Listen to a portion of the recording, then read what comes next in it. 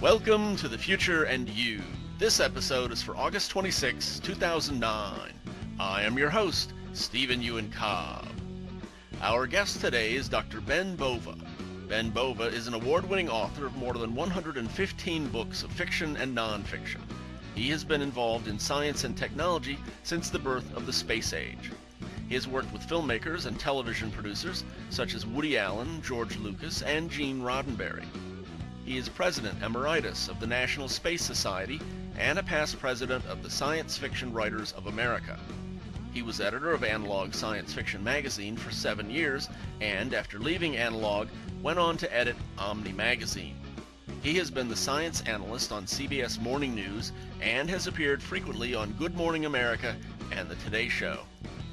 In today's interview, Ben Bova talks about extreme human longevity, which he expects and endorses, why lasers are the ultimate weapon of defense against incoming missiles, and why the U.S. won't be defended by them until after the Obama administration is out of office. His work popularizing science and science fiction while at Omni and Analog magazines, as well as in his novels about human civilization spreading out from Earth and colonizing our solar system. Now famous authors he discovered in the slush pile while they were yet unpublished, such as Spider Robinson and Orson Scott Card. His participation in the Vanguard Rocket program just before and just after the Russians startled the United States out of complacency by placing humanity's first satellite into Earth orbit. His work advising Woody Allen for the movie Sleepers, anecdotes about his friends Arthur C. Clarke, Harlan Ellison, and Gene Roddenberry, his writing an episode of Land of the Lost, his work with George Lucas, and the time he was on Good Morning America with Jim Henson, Kermit the Frog, and first baseman for the Dodgers, Steve Garvey.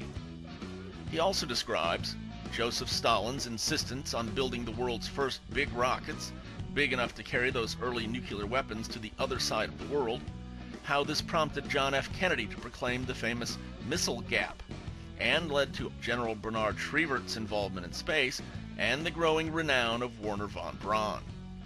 He also talks about high-powered gas dynamic lasers as defensive weapons against incoming nuclear missiles, how solar power satellites can solve humanity's energy needs, his own expectations of robots in war and in peace, the polarization of American politics, the future of space business, space tourism, and space colonization, and the 1973 TV show Star Lost, and much, much more.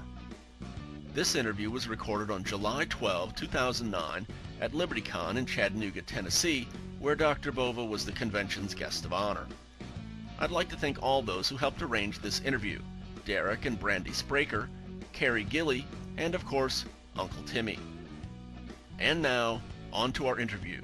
Here is Dr. Ben Bova. Welcome to the panel in which I get the honor of interviewing Dr. Ben Bova. Your career has been very long and has involved both fiction and nonfiction, and so I kind of want to cover both. The first thing I want to talk about, of course, is the Grand Tour, which is one of your most famous works, because it's covered so much territory and has really been not just a science fiction, but also educational for a lot of people. And so if you would describe that a little bit for those maybe that are unfamiliar. Well, the Grand Tour is a series of novels about how the human race expands through the solar system. And towards the end of the series, we are on the verge of moving out toward the stars. Mm-hmm. It began back in 1988 when I wanted to write a very realistic novel about the first human beings to explore Mars. And I couldn't get started on the novel. Everything I did just looked flat and dull and stupid. So I went out to New Mexico because there are parts of the Navajo territory out there that look very much like the photographs from the surface of Mars that we got from landers. Of course, the barren New Mexico desert looks like a lush tropical jungle compared to Mars, but the geology is very similar. And I went out there and spent quite a while and fell in love with the Navajo culture. I suddenly realized that the reason I couldn't get started on the novel was that my protagonist was not right. He's half Navajo. Oh. I had a pure white-bread American, but Jamie Waterman, as a Navajo father, And his mother is descended from the Mayflower. Hmm. And in the novel Mars, Earth, the blue world, and Mars, the red world, become symbols for the two parts of Jamie's soul, which are always in conflict. And Jamie has a wonderful grandfather, Al. Mm-hmm. Grandfathers are very important. As he points to his And own grandson. Yeah. And Al tells Jamie to follow his path wherever it leads. Mm-hmm. And it leads Jamie to Mars. Mm-hmm. And Mars was very successful, Mm-hmm. critically and sales-wise. I did a sequel, with a very romantic title, Return to Mars.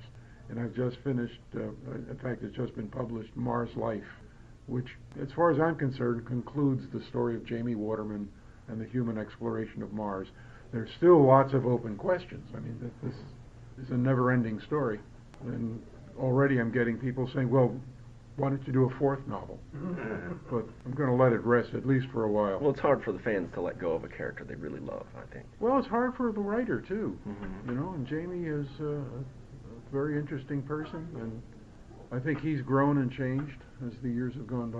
Mm-hmm. How wide has the scope gone? I've heard that some people have said you're running out of territory for the Grand Tour. When some of my friends, my writer friends, doped out that I'm doing novels about the different planets of the solar system, I got several calls saying, Ben, there's only 9 planets. Yeah. And now there's only 8. Yeah. Pluto's been demoted. Yeah. And I said, don't worry, I'm going to do a series set in the asteroid belt. There's millions of them. Yeah. So I won't run out of room. And later this year, I think next month, Tor will bring out a book called The Return, which is really the 4th of the Voyagers novels. And back in the 70s, I wrote a Voyagers trilogy. But in The Return, I'm tying together the background of the Voyagers trilogy with the background of the Grand Tour. Mm-hmm. And we end up, on the verge of going to the stars. Mm. And what about exoplanets? Have you started being tempted to go into some of those? Not yet. Okay. Not yet. Okay. You see, it isn't the planet. It's the people around the planet. Okay. And you have to, I have to find out why are they going there. Mm. When I wanted to do a novel about Venus, and the first question that came up is, who in the hell would want to go to Venus? It's just Well, how did you answer that? hot and terrible. Well, it turns out there's more there than meets the eye. Mm-hmm. If you want to look for biology where instead of water they use liquid silicon or liquid sulfur, Venus is the place. Mm-hmm. And in fact, I stumbled across a very interesting thing.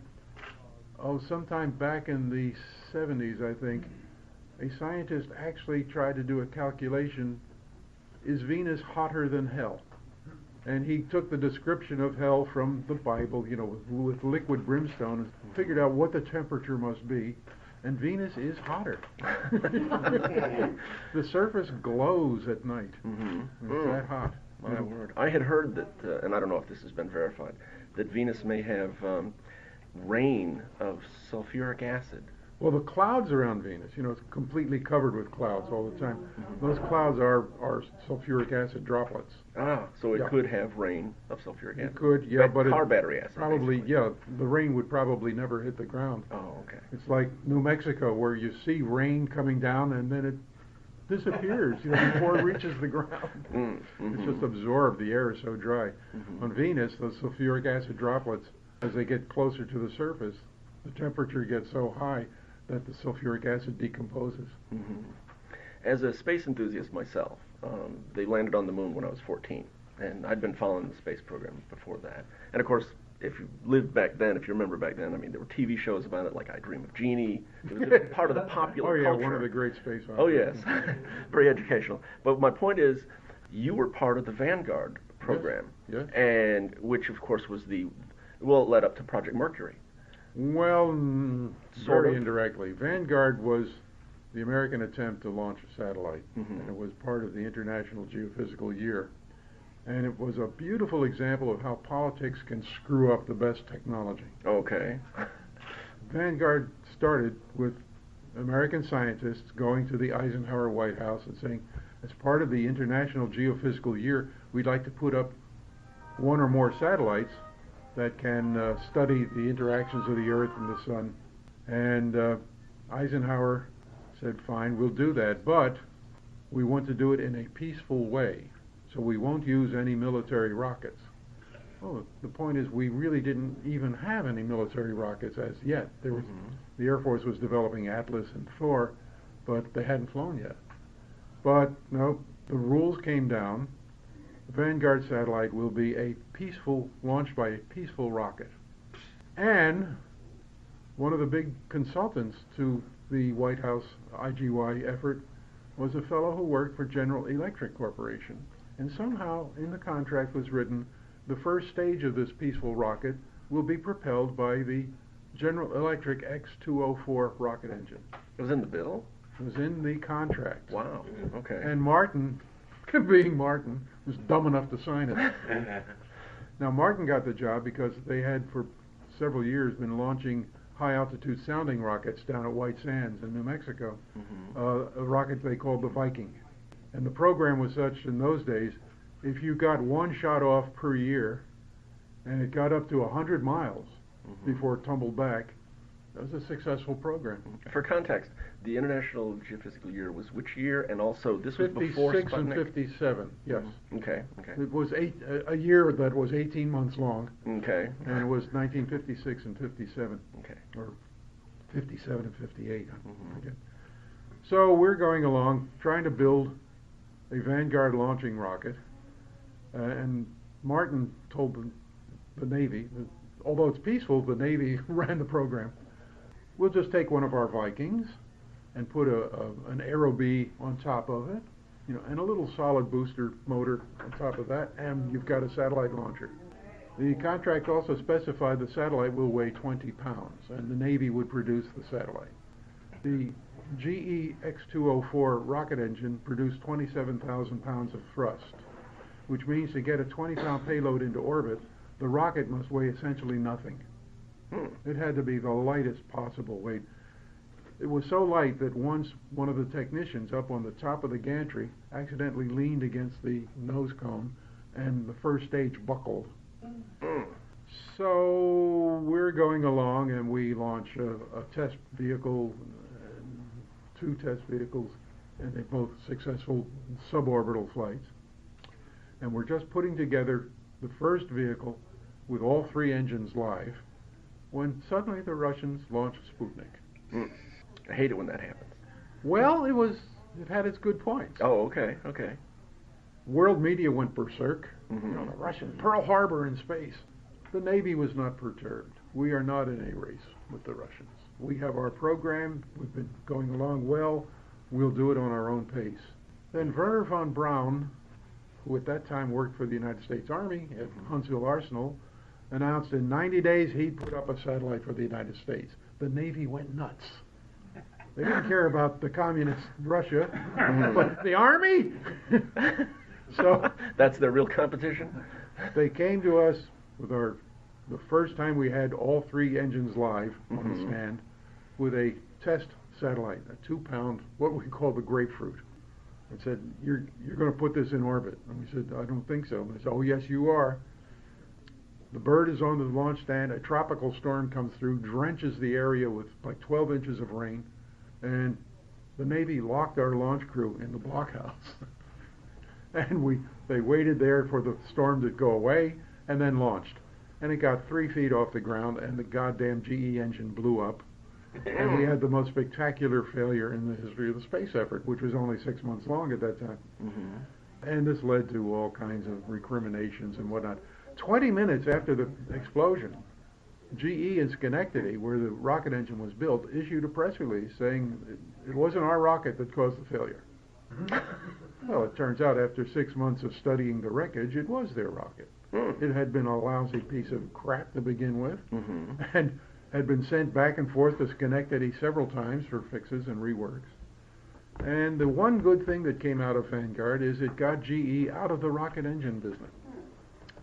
Actually, when we did successfully launch a satellite on St. Paddy's Day the following year, that satellite was very valuable for measuring the shape of the Earth. It did some very fine geodesy work with it. It also was the first working example of solar cells. It was powered by solar cells, sunlight converted to electricity, And it kept beeping for years and years and years. Did I read that satellite is still up there? Yes. Ah. And okay. It will be for another 1,200 years or so. Okay, excellent. Until somebody like Sam Gunn goes up and takes it and brings it back and auctions it off. Oh, okay.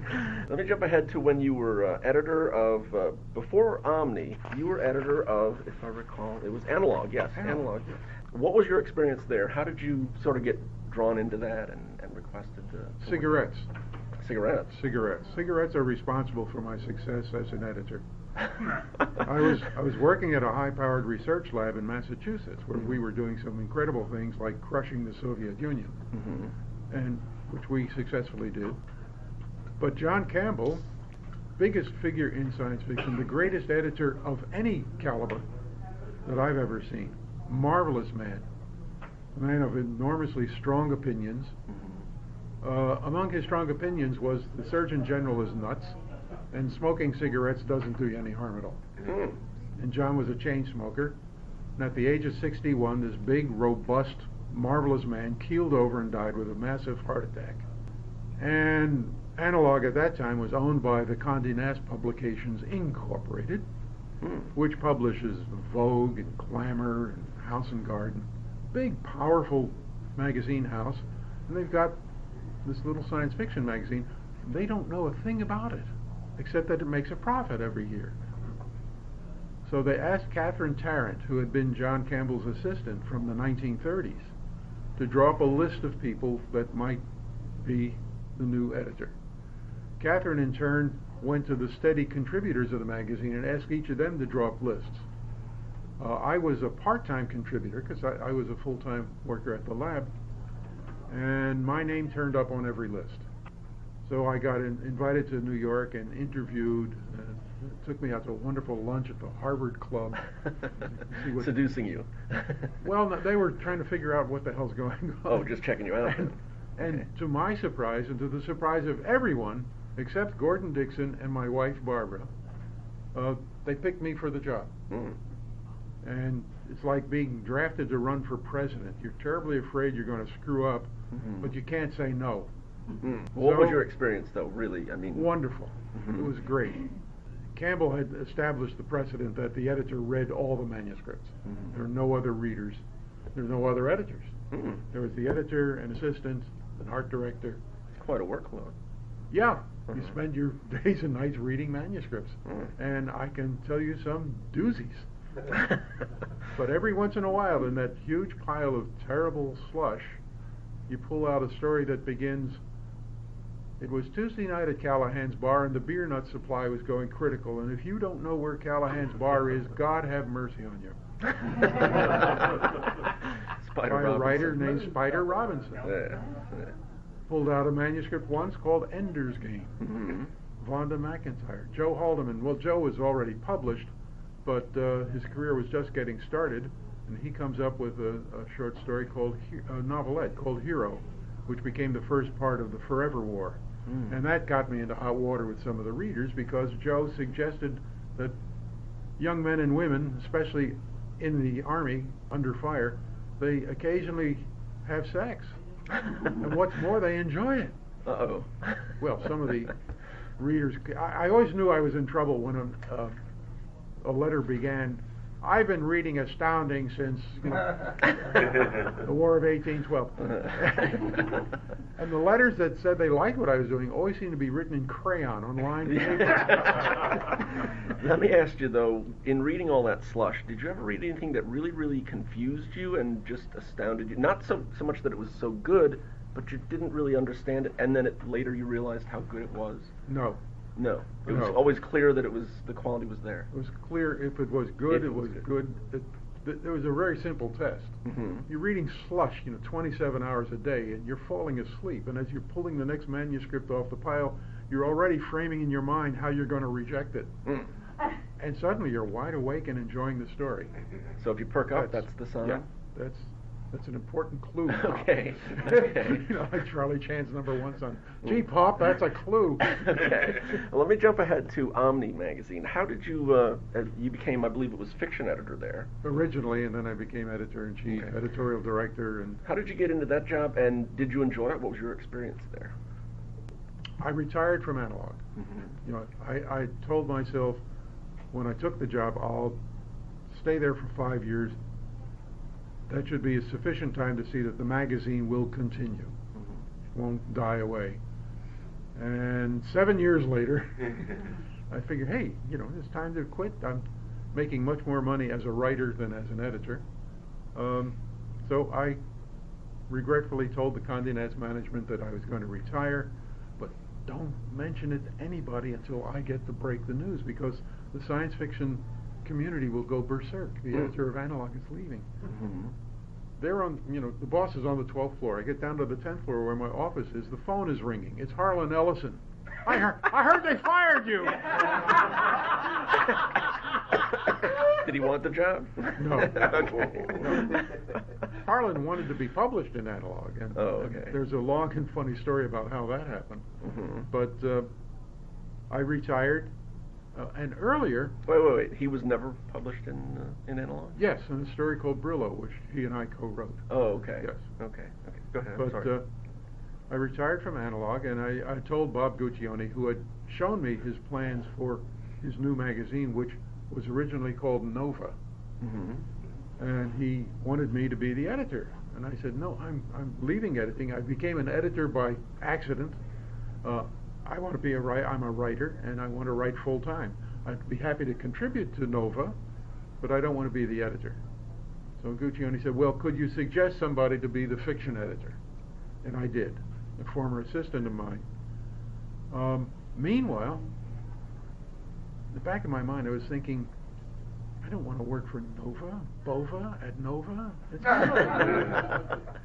But the good folks at Nova TV show up in Boston, WGBH, sued Guccione, saying this pornographer is bringing out a magazine that will ruin the good name of our show. He had Penthouse at the time, I think, didn't he? He still does. Okay. Yeah. And a judge upheld their suit and forbade Guccione to bring out a magazine titled Nova, like the week the magazine's going to press.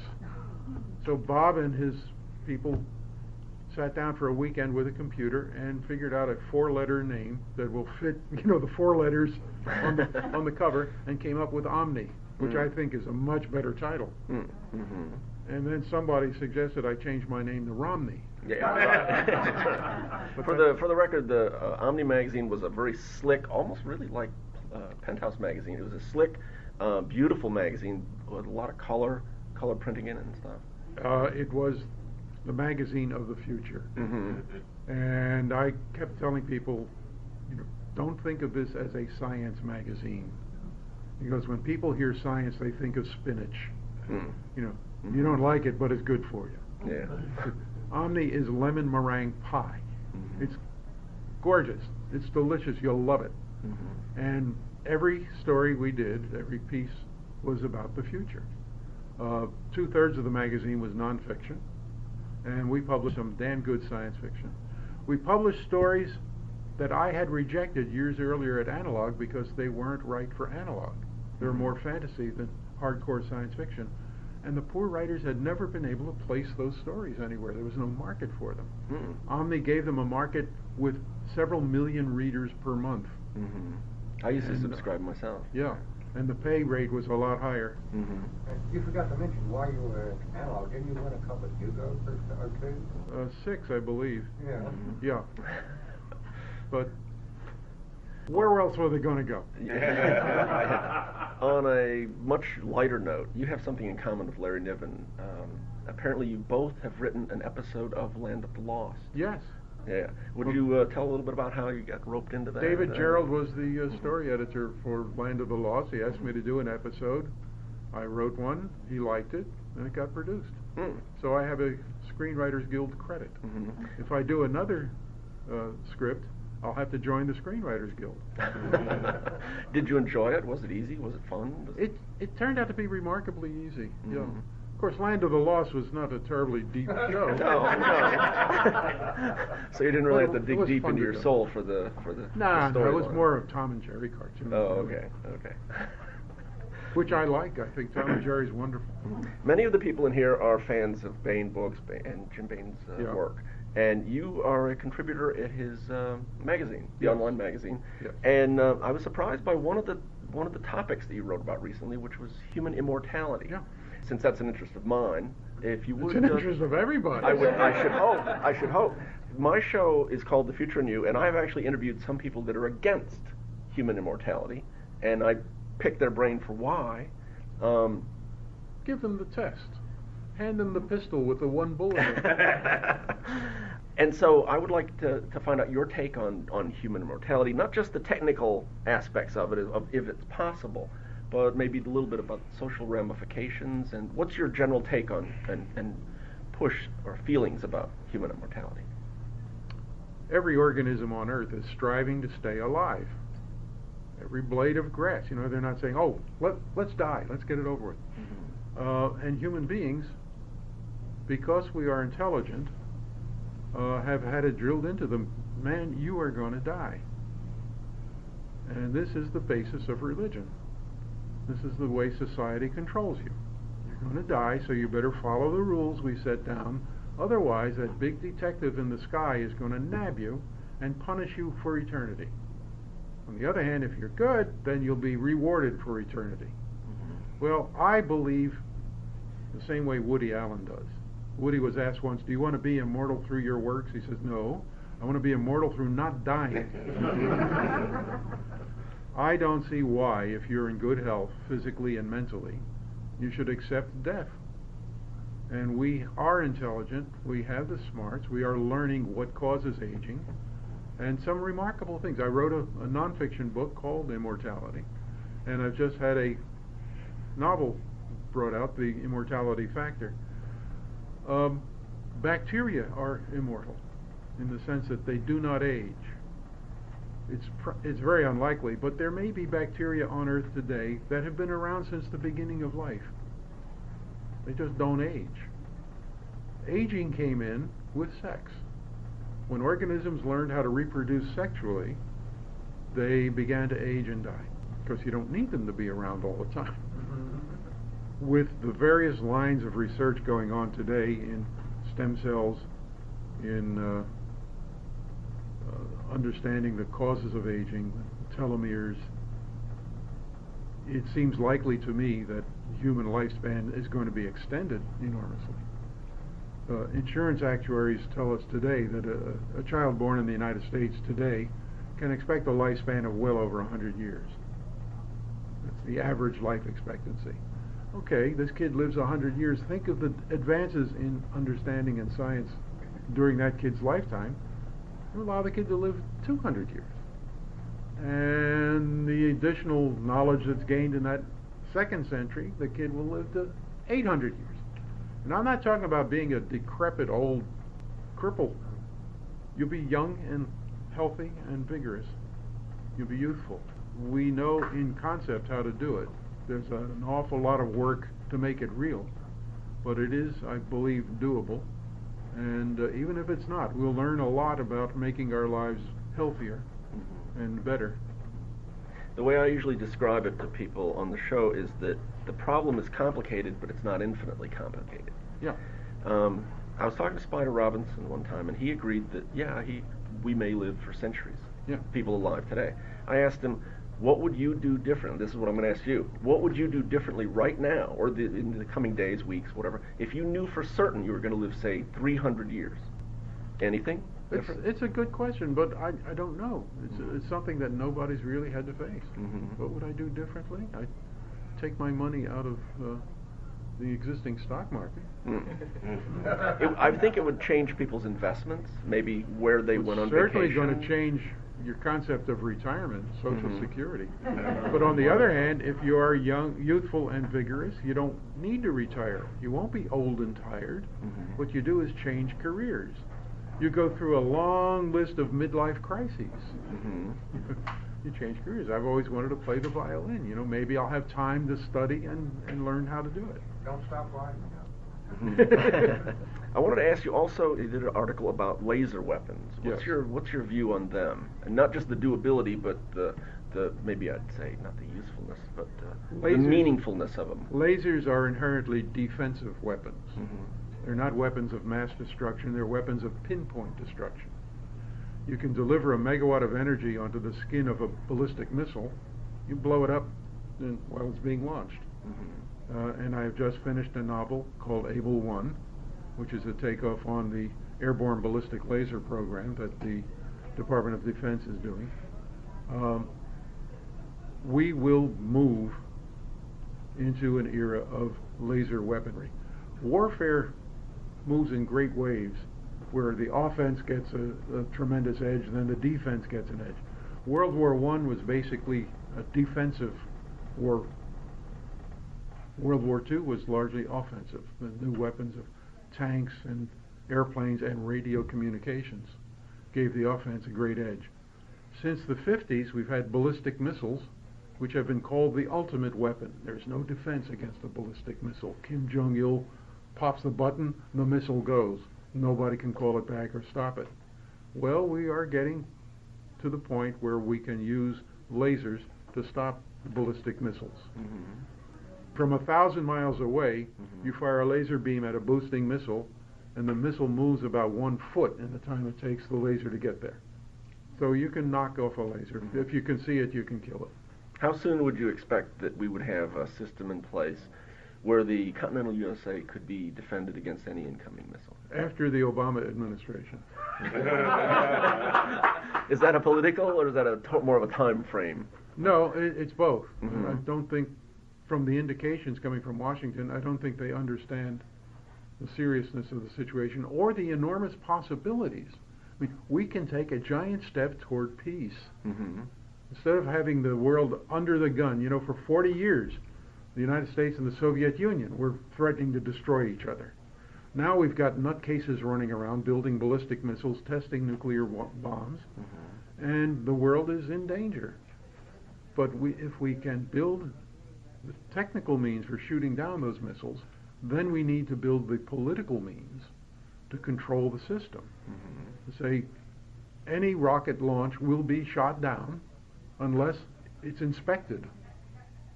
And we are guaranteed that this is not a weapon going into space. The Chinese have announced during the last year or so that they're going to go and land a man on the moon. I'm wondering, and I've been wondering for some time, is this going to start a new space race? And if so, is that good? I don't think it will start a new space race. It would be good if it did. But I'm pretty certain the first person the Chinese land on the moon will be a dissident. Because they said nothing about bringing him back. You notice when President Kennedy gave his speech, he said, put a man on the moon and return him safely to Earth. Yeah. All in the same sentence. Yeah. Actually, I did something recently, 6 months or so ago. I stumbled across an article in the Chinese newspaper from Beijing, which is, I don't know if it's state-run or not, but there are no bylines. And so I pondered that for a little while, and then I thought, well, I'll do a search for Chinese journalists, a Google search. And the top 10, there was 4 of them were in other countries than China, and 1 was in jail in China, and the others, it didn't specify where they were. And as far as I could figure, there aren't any Chinese journalists, at least not in China. But that's a side note. At least they don't get bylines. Yes. Yeah, there were no bylines at all in the newspaper. Bourgeois affectation. I understand that you've been on Good Morning America. Oh, many times. Yeah. What was your experience with that? Oh, fine. Lots of fun. Several times they took me down to see a shuttle launch, and the shuttle never launched. Really? To this day, I'm convinced if I go down to watch it, it ain't going to happen. So I stay away. Okay. How do you comment on a shuttle launch that doesn't launch? More vigorously? No, I forget who the 2 regulars on the show were, but they turned to me, the launch has been scrubbed. They turned to me and said, what about this? I said, we're sort of like a couple of loungers sitting on the docks laughing at Columbus because there's a rip in the Pinta's sail and they can't get going today. Oh, okay. Said, they'll fix it and they'll go. And when they do, it's history. You mentioned Woody Allen earlier. I understand that you've actually worked with him a little bit. Woody did a science fiction film called Sleeper, and he wanted a science fiction expert to sort of hold his hand and assure him that the science fiction community wouldn't stone him when he came out of his apartment. Now, Woody is a very, very capable guy. He's not at all the nebbish that you see on screen, but he does have his little neurotic spells. So it's not just a put on. Not entirely. Okay. But I read the script, which they wanted me to do, and I thought it was wonderful. It was a lot of fun. Needed some things here and there. Helped them to find some science fiction looking locations, like that big clamshell house. That's a house that was never finished. It's outside of Denver. The inside is just a mess, but the outside looks great. And Woody put in a little line for me, because there's a line where he's 200 years in the future, Diane Keaton's apartment, and she's got this thing that looks like a phone booth in her living room, and he says, "What's that?" And she says, "That's an orgasmatron." She says, "An orgasmatron?" She says, "Yes." He says, "Women have to use that because all the men are impotent." And Woody, who's from 200 years in the past, says, "All the men are impotent?" And she says, "Yes, except the Italians, of course." That line is in there for me. But I did a scene for Woody. We're at the story conference before the production starts, pre-production conference. Everyone sitting around the table has won an Academy Award except Woody and me. Now, he has since won an Academy Award, but at that point, set director, art director, this, that, they're all Academy Award winners, and they're going through the script. What do we need for this scene? What do we need for that scene? Well, there's a scene in the middle of the movie where Woody has been captured by the government and put into a mental hospital. And Woody said, "Well, what will a hospital room look like?" And all eyes turned to me. And I said, "Well, since he's a charity case, essentially, a ward of the state, he won't get a room, he'll get a drawer." Woody loved it. And there's a scene where the doctor comes in and opens a drawer, and there's Woody, stoned to his gills, with a little bud vase beside his ear. Oh, my word. I understand also that you worked some with Gene Roddenberry. Gene, work is stretching it a little. We had some conversations here and there. Gene... What was your take on him? What was your Gene was one of the few people in the television industry who honestly liked science fiction and saw science fiction for what it really is. It was his opportunity to do things and themes on television that he couldn't do in a contemporary drama. The first interracial kiss on television was on Star Trek. That's ridiculous.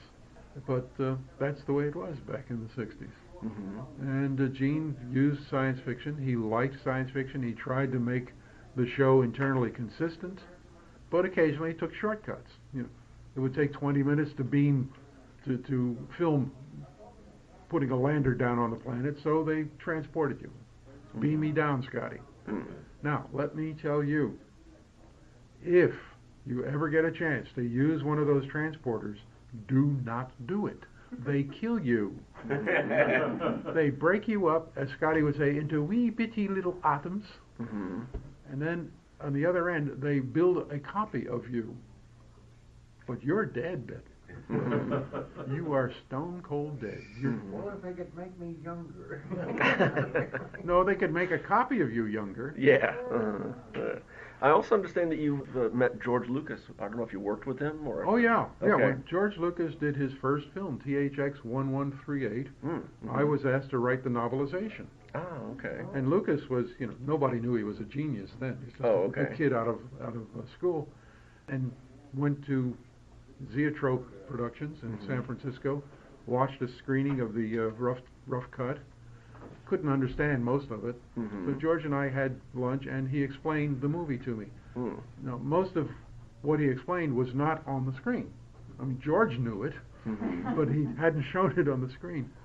So the novel basically consisted of writing it so that somebody can understand what the hell's going on. Oh, okay. In 2003, there were 0 robots in the Iraqi war. And today there are over 12,000 in that war. What's your take on the development of robots, not just in war, but in general, but I'll start with war? Well, if you can get the human beings out of the line of fire, that's fine. The problem is the robots aren't as smart as the human beings, but they're getting more and more capable. Years ago, I wrote a short story called Silent Night about a peacekeeping operation that uses remotely controlled airplanes. And like a lot of my science fiction, it is now history. Yeah, over the years you've predicted a lot of stuff that's come to fruition. Yeah. Yeah. Is it scary to see that?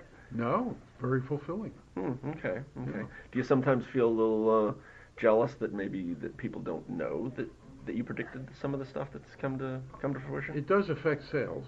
Oh, okay. I read that you're an environmentalist but reject Luddism. Now, of course, those two they're not mutually exclusive, but how do you balance the two? It's the first time I've been called an environmentalist. Okay. But it's in your bio online somewhere. I found it. It's not the bio I wrote. Okay. Shouldn't trust Wikipedia. Yeah. It may have been from there. I don't know. What's your take on not environmentalism, but the environment? We are adapted to this planet, and if we screw it up, we're killing ourselves. It's a beautiful planet. I've seen a fair amount of it, and it's just gorgeous. It's our home. We should really take care of it.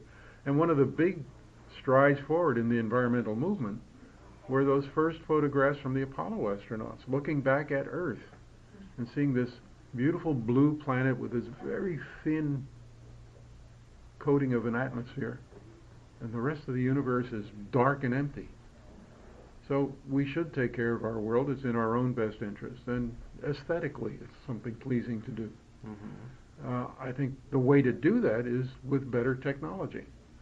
Today we are using fossil fuels for most of our energy. Fossil fuels are a finite resource, and they're also pretty dirty. We have better systems available, and with little application of brains and a lot of political effort, we can get away from fossil fuels, begin to use hydrogen fuels, nuclear, solar. I've advocated for years and years building solar power satellites. Put your solar cells in space where they're always in sunshine, beam the energy back to Earth, and especially if you want to go away from gasoline and develop electric automobiles, you're going to have to triple the power generation capacity of this country. Where's that energy coming from? Well, there's the sun beaming out trillions of gigawatts of energy every moment. And we intercept less than 1/10%. So there's lots of energy flowing out there, and we can pick it up and use it and develop it. And it'll be clean. Power plant is 93 million miles away. And it's nuclear. Fusion. God's chosen energy source. Are there any things that are coming in the future, or that you see trends developing toward the future that really kind of worry you a bit? Yeah, the growing polarization of American politics. We were talking about this a little earlier, that the Republican Party is captive of the far right, and the Democrats seem to be captive of the far left. And most of us are in the middle somewhere, but there's no viable political party to represent our beliefs and our desires. I think if a candidate with the guts to say screw you to both the far right and the far left, if a candidate comes up that appeals to the middle, he'll be, or she will be, very, very successful.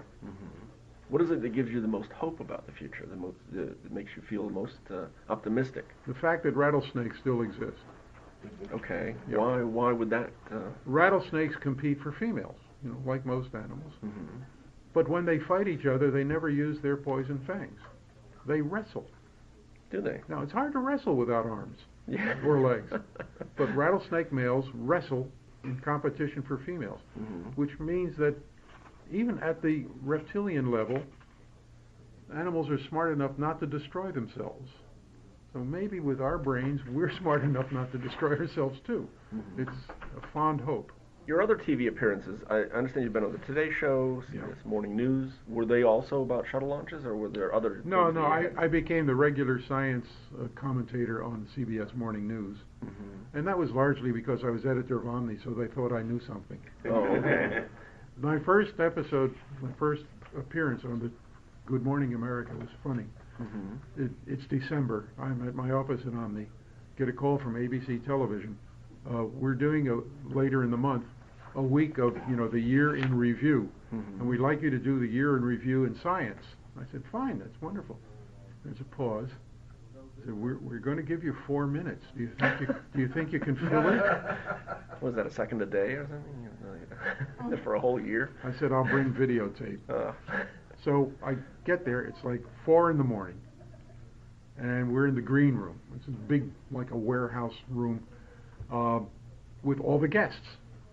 Sitting beside me on one side is the guy from the Muppets, Jim Henson. with a huge crate, you know, of Muppets. What else? On my other side is a guy who used to play first base for the Los Angeles Dodgers. Very handsome guy. He just had a very well-publicized divorce. Garvey. And he's Steve Garvey, thank you. Good hitter. And he's there, handsome as hell. Now, every guest has an assistant producer assigned to that guest. The assistant producers are all 14-year-old fans. Women. I mean, some of them are in their 30s, but their minds never matured. And they're all twittering around Steve Garvey. And, you know, he's handsome and he's available. And there comes a big problem. Should they bring Steve up to the makeup guy? And Steve is really playing it. Well, do you really think I need makeup? Oh, giggle, giggle, giggle, giggle. So they put their brains together, come up with about a milliwatt of power, and they decide they'll take Steve up to the makeup guy and let him decide if Steve needs makeup. So they all go clattering in their high heels up these metal stairs with Steve, and then my assistant producer comes halfway down the stairs, points to me, you, makeup. No question. So I get made up. I come back. I'm sitting down beside Jim Henson. I call my assistant over and I said, I don't follow frogs. What? I don't go on after animals or small children. And Henson is going, and she's upset. She's looking through the schedule. Oh, no, you're on before Mr. Henson. It's all right. Yeah, it would be hard to follow Kermit, I would think. Yeah. Oh, sure. Yeah. Barbara and I, my wife and I, did a book together once about marital breakup, and we did a book tour, and we were on one of these magazine TV shows, you know, where they had several different kinds of guests, and the act on before us was a chimpanzee, a baby chimp, dressed up in baby clothes. Barbara and I could have stripped ourselves naked and fornicated on the stage and no one would have noticed. Never go on after an animal or a child act. And this was a child animal. W.C. Field, yes. I wanted to ask you, what's the hardest thing you've ever had to do? I mean, you've been asked to do so many different things because of the variety within your career. What's really the hardest thing you ever had to do? See some of my friends off.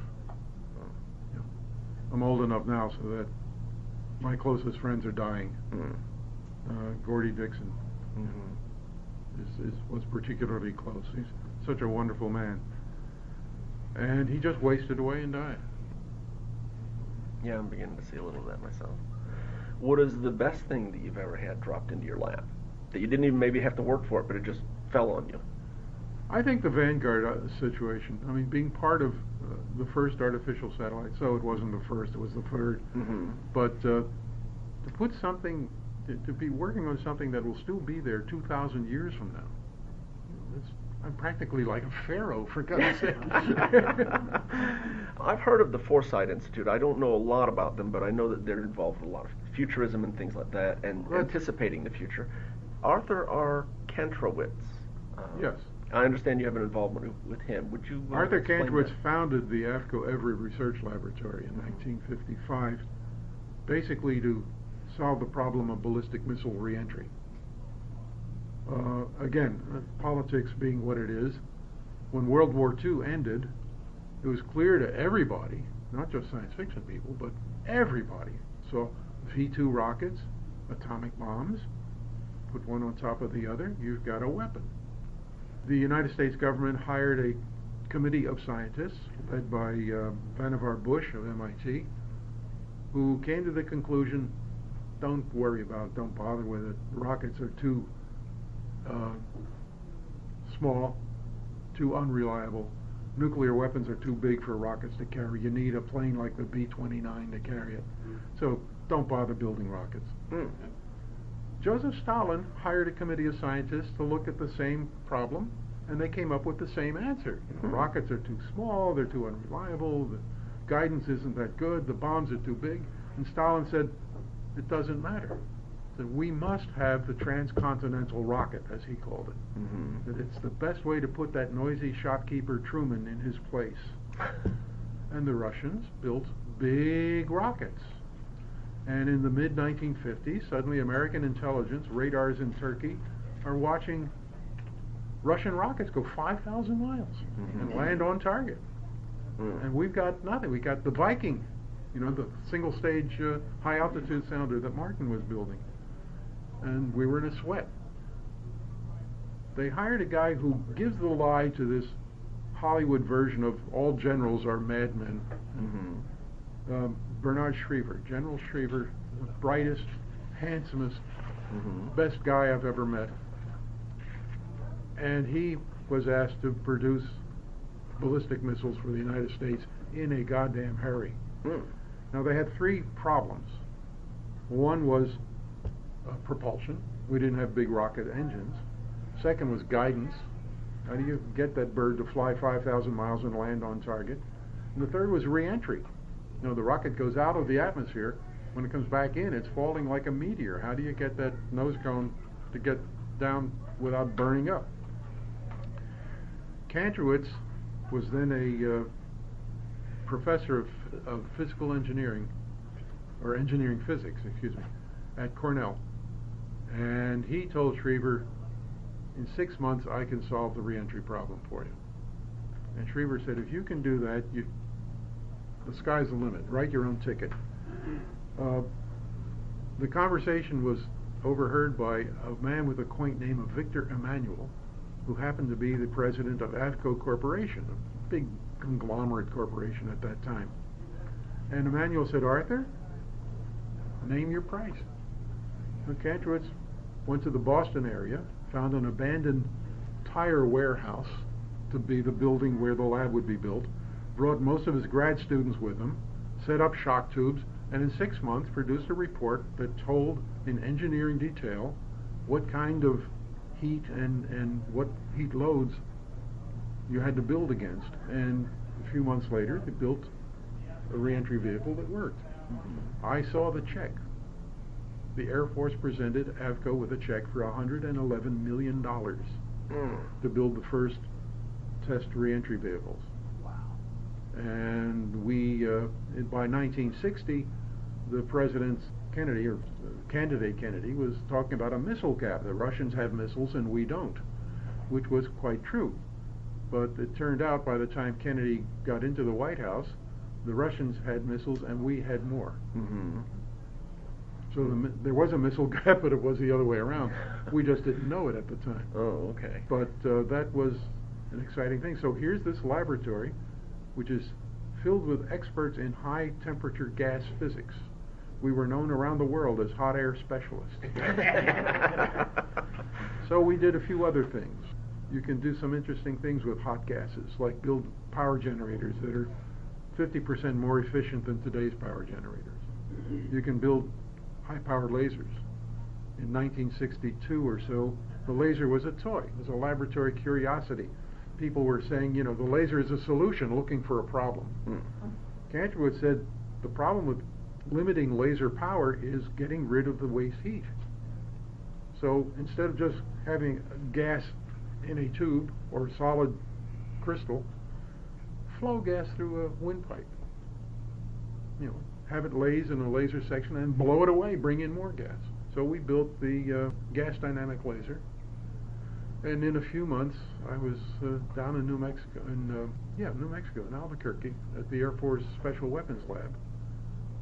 We were starting to develop high-powered lasers. And that's a continuous beam, or is that pulse? Continuous beam. The little kludge that we built in the back of the lab put out 10,000 watts for as long as you ran it. And one of the Air Force scientists looked at it and said, this bird in 1 second puts out more power than all the lasers that have been built to date. Wow. Yeah. So we started doing some interesting things like testing it against airplanes. And you can put a spot on the aluminum skin of a plane and it will start to burn the aluminum. And as the plane continues flying, nice fresh air is coming in to feed the fire and the plane just burns up. You can do the same for a ballistic missile, except when you hit the side of a ballistic missile while it's launching, while the rocket engines are burning, you get the same effect as the Space Shuttle Endeavour blows up. You can also propel rockets with lasers. Laser essentially delivers energy over a distance. You fill a rocket's propellant tanks with water, or better yet, hydrogen. You heat it with a laser, and off it goes. You build a rocket that's 50% payload. I've read about that as a theoretical application. Has it ever been used in any rocket laser propulsion? Yeah. No. Okay. Strictly a laboratory idea now. As Von Braun would say, there are engineering details that need to be attended to. Okay. I want to return to what used to be called the space race.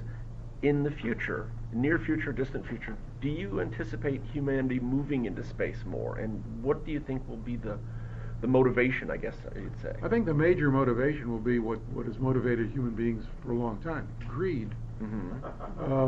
Private enterprise slowly and hesitantly is moving into space. And when they finally figure out that they can make money out there, maybe by building solar power satellites, there's a multi-trillion-dollar market in energy. When they figure out that if you build a vehicle that can get you into orbit cheaply, in one hop, you have built a vehicle that can fly you from Chattanooga to Tokyo in 30 minutes. There's another trillion-dollar market, hypersonic flight. I understand Bigelow is wanting to build a hotel in Earth orbit. Yes. And his idea is that, of course, space tourism. Yeah. Tourism is a very real possibility. And what's his name? Branscombe from Virgin Airlines. And who's the guy, the airplane developer? Rutan, yeah. Oh, yeah. Bert Rutan, thank you. If I had a memory for names, I'd still be working for newspapers and broke. But Rutan is developing a commercial suborbital vehicle, or what is now called Virgin Galactic. And for, I think, the going price will be like $20,000. You can fly 100 miles up, spend a few moments in weightlessness, and throw up and come down. Let me ask you a little bit about the Star Lost, I guess, debacle. I've heard rumors and different pieces, and I kind of wanted to hear it from you. It is illegal for me to comment on it unless asked, specifically asked. Please tell us about it. That's I will. Specific. Thank you. Harlan Ellison called me. Harlan lives in Sherman Oaks, California. At that time I was living in New England, but we're still the best of buddies, and maybe it's because there was 3,000 miles between us that we could remain the best of buddies even though we have our differences on some subjects. But Harlan, despite his ferocious appearance, is really one of the sweetest guys in the world. Harlan is really, at heart, a rabbi who is horrified that human beings are not what they should be. And if you read his stories in that light, you'll see what he's all about. However, he's got this wonderful idea for a TV series, and Fox, or 20th Century Fox as it was then, has agreed to do it. The Star Lost. This generation's ship going out to the stars, and there's been many generations, and the ship has been damaged, and the people aboard have forgotten what it's all about. They think the ship is the whole universe, and wants me to be their technical expert. Fine. Writer's strike hits Hollywood. The project is moved by 20th Century Fox to Toronto.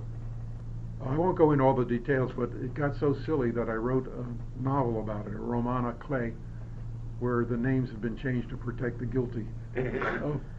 So if you want to know what really happened, read The Star Crossed, which is the name of my novel, which is also out in a Bain book called Laugh Lines, which includes the Star-Crossed cyber books, 2 full novels, and half a dozen humorous short stories, including my favorite, Sam's Dragon, about a dragon that works for the mafia. And it makes sense. Okay. Is he a hitman? No, it's an arsonist. Okay. Okay.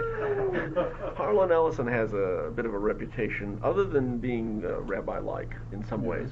What else would you like people to know about Harlan? He has been enormously helpful to several generations of young writers. He's got a heart as big as all outdoors. a good deal of my character, Sam Gunn, is based loosely on Harlan. Oh, okay. Is there anybody else that you've worked with that maybe people you feel maybe misunderstand a little bit? Maybe other writers or? Werner von Braun. Okay. They misunderstand Werner. Werner is one of the great minds of the 14th century. He was a childhood hero for me. Well, Werner doesn't care which duke he's working for, as long as he gets to do his magic. I should put that all in the past tense. The man's been dead. Yes. Von Braun wrote his autobiography and called it "I Aim for the Stars," and everybody said, "Yeah, but mostly he hit London." That's just mean. But he truly, was apolitical. He worked for anybody as long as he got to build the rockets and go to the moon, and he did. Did you ever have madmen like that to get these things done? Did you ever have a chance to talk with or meet maybe Arthur C. Clarke or Isaac Asimov? Meet Arthur. Martha stayed in my house. Did he really? Could you? Oh, yeah. Could you maybe relay a little bit about that? It's very embarrassing for me to tell you how I met Arthur. Oh. I was working Didn't tell that. I was working on Vanguard, at the Martin Company outside of Baltimore. And at that time, Vanguard was still being touted as man's first step into space. I don't know how you women felt about it, but man's first step into space. And Arthur comes along, he's going to do a book about it, and he wants to do some research. I get assigned to taking Arthur around the plant, showing him everything. So for 3 days, Arthur and I went every place and did everything together. And he's a marvelous, marvelous man. Now, like all aspiring young writers, I had a shoebox full of manuscripts, which, as Arthur is getting on the plane to bloody Ceylon, as before it was called Sri Lanka, I hand him the shoebox. I said, "Mr. Clarke, would you read my novel and tell me what's wrong with it?" And he did. He took it on the plane with him, and a month or so later, sent it all back with a long, long letter pointing out what's wrong with it, which was considerable, but also pointing out that he thought there was a lot there that should encourage me to continue. What was the novel's name? I'll get to that. When Harry Truman was campaigning for president in '48, and he's at the end of the train venting, and somebody said, "Give him hell, Harry." He said, "Give me time."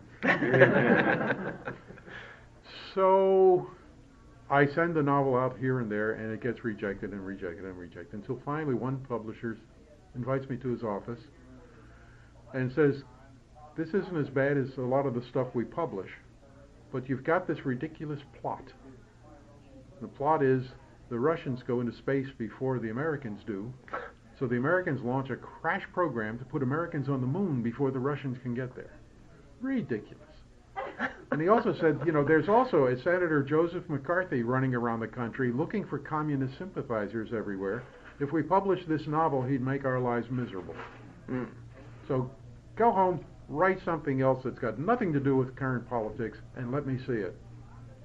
Well, it took me some time to get over my dudgeon, but I wrote a thud and blunder novel. I pulled down Harold Lamb's biography of Alexander the Great, set it thousands of years in the future.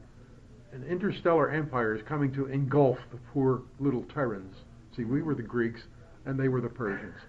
And we beat the hell out of them. That they bought.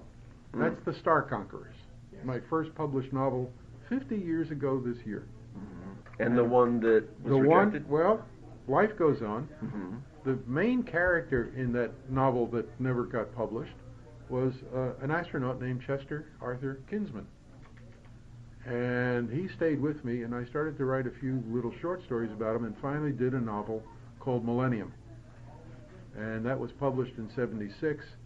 And by a coincidence, Arthur was visiting a mutual friend in Washington, D.C. The same week the first copy of the book came into my hands. I took it to Washington, handed it to Arthur, said, "Arthur, you probably don't remember, but you helped me write this book." And he didn't remember. I refreshed his memory. I said, "You read the manuscript?" "Oh, no, I never read other people's manuscripts." And he goes into his briefcase and he pulls out this long form letter which has all sorts of items on it, and he ticked off, "Sorry, I can't read other people's manuscripts." Ticks it off, signs it, and hands it to me. Well, the next year, Arthur is guest of honor at Brighton, and I'm asked to do a slideshow of some sort.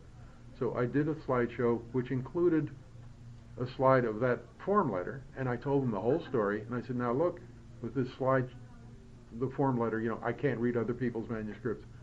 I said, if you get a letter like this from Arthur, don't believe it. And out of the darkness, Arthur's voice comes, you rotter! We only have about 7 or 8 minutes left, so I'm going to take a few questions from the audience, if we can. Does anybody have a question? Yes, sir? All the way back to the AFCO days, you were talking about MHD, magnetohydrodynamics. It never caught on for power generation. Any thoughts on that? MHD is a means of producing electrical power. Think of a rocket engine and the exhaust from the rocket. If you can ionize that gas sufficiently, it can be the source for electrical power generation. You run the supersonically flowing gas through a pipe with a big magnet wrapped around it, and you've got a power generator. We produced MHD generators that could sit on this table that produced a megawatt for as long as they're running. I broke my heart trying to get the Air Force to accept the idea of building an MHD-powered radar jammer that would jam all frequencies. It would melt the earphones off the guys on the ground. And they never did. They did little 2-watt frequency agile jammers, which sometimes worked and sometimes got the plane shot down in Vietnam. But MHD is a technology that will come about. It allows you to get a lot more power per pound of input fuel than you do today. When Thomas Edison built the first practical power generation system, his generators were about 40% efficient. Today, with more than 100 years, 150 years of development, today's power generators are like 45% efficient. MHD generators are 60 to 70% efficient, and the bigger you make them, the more efficient they are. We're very low on time. Let's take one more question. Anybody? Do you have a favorite book that you've written that is just your personal favorite? This is called suspense. I do indeed. The novel was originally called Brothers. I have rewritten it, updated it, added the stuff that the original editor cut out, and it's now been reissued under the title The Immortality Factor. It just came out a couple of months ago. It is not science fiction. It is a contemporary novel about scientists, about 2 brothers, a physical scientist and a medical doctor, who have had a love-hate relationship most of their lives. They both fall in love with the same woman who jilts one to marry the other. And they just happen to be working on regenerating human tissue. So that's where the immortality comes in. Oh, okay. Well, they haven't kicked us out yet. Is there any other questions? Just an information question. You have all this technical experience in aerospace and so forth, but your degrees are in journalism. And how did that happen? Arithmetic. I once told the assistant director of the lab where I worked, Pete, if I could do math, I'd have your job. He didn't like that at all. My background is in writing. When I was in high school, I had dreams of being a chemical engineer, and I did very well in our chemistry classes in high school. But when I went to take the entrance exams for college, it turned out I didn't know any chemistry. We just had a very poor school system. It was easy to get an A, but you didn't learn anything that was necessary. However, I had become a writer, wrote for the high school newspaper, and continued in that direction. I learned a lot about science from the local planetarium in Philadelphia, the Fels Planetarium, and the director, a wonderful man named I.M. Levitt, became my mentor. He took me under his wing. He opened the library to me, and I learned a lot about astronomy, and that's where I got interested in space. Not just astronomy, but rockets. And I found that there were stories about what it would be like to fly to the moon. That's how I found science fiction. So, although I'm not actually a brain surgeon, I hang around the drugstore a lot. And I learned very early that the ability to write clearly is very important, especially about science. Most people think science is too difficult for them to understand. That's baloney. Anybody can understand. If I can understand it, you can. And I try to show that in what I write, both fiction and nonfiction. In closing, is there anything that people don't ask you about that maybe you'd like to mention? I mean, you've been interviewed so many This times. is like how high is up. I know. But maybe there's something that you would want to emphasize that you really don't get a chance to speak about that often. This is a fishing question. Yeah. I've used it many times and often get nothing. Well, basically, people don't often ask about the growing stupidity of the general public. Mm-hmm. As we become more and more dependent on science, our educational system teaches less and less about science. I think if there's one danger this nation faces, it is a poor educational system that just does not prepare kids to be active citizens in a democracy, which means eventually that a small elite makes the decisions and the masses just do what they're told. And that's not a way to keep a democracy going. You wind up with an autocracy sooner or later. Do you think that that's specific to our country, or is it sort of global situation? I think we are a world leader. Yeah, it's specific to our country, but it's spreading. Mm-hmm. Okay. Well, on that happy note, I thank you for the fine interview. It was excellent. Thank you all for coming. That was excellent. I really appreciate it. Well, thank you. You made it very easy. Okay. Would you sign this for me? That was Ben Bova. You can learn more about him at his website, benbova.com. That's spelled BENBOVA.com.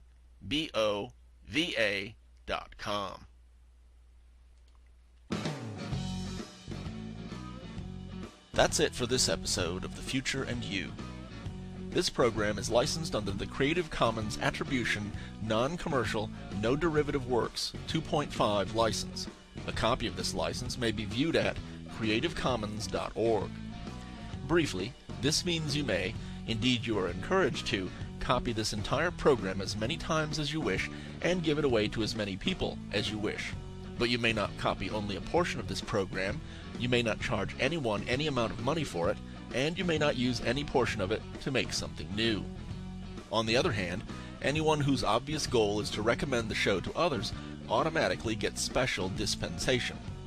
Offline reviews, which include the show's website, may include brief quotes.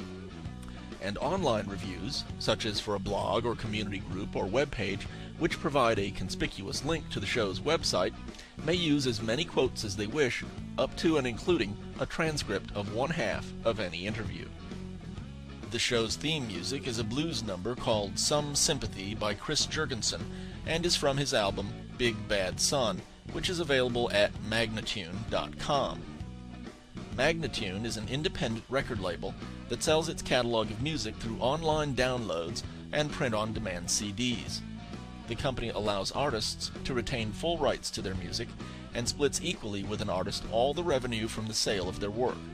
All the music at Magnatune may be previewed free of charge, and customers can even choose how much they want to pay for the music, with pricing ranging from $5 to $18 per album. You can learn more about them at magnatune.com. That's spelled MAGNATUNE.com. If you have a theory or opinion about what the future will contain, be it the near future or the far future, you may email it to me at thefutureandyou.com. That's thefutureandyou.com. You may also suggest topics that you would like to hear discussed, or send contact information for experts that you feel might provide valuable insights into the future. Mind you, an expert is not necessarily someone with an impressive degree. The best experts are the people who live or work or strive in the area under discussion. If the subject is science or medicine or academia, a degree is important, but if the discussion concerns trends in construction or firefighting or video gaming, a degree is pretty much meaningless. To get the inside dope, you've got to find the people who actually do this stuff every day. They are the first to see the trends because the trends have already begun changing their lives. As to the topics we will explore in the next episode of The Future and You, I can make no guarantees. Interviews are still being sought, recorded, and edited. All I can promise is that we will ruminate on the future. To learn more, check the show's website at thefutureandyou.com. If you enjoyed the program, please mention it to a friend, and be sure to join me again next time. Until then, I have been your host, Stephen Euin Cobb. On behalf of myself and all my guests, I thank you for listening.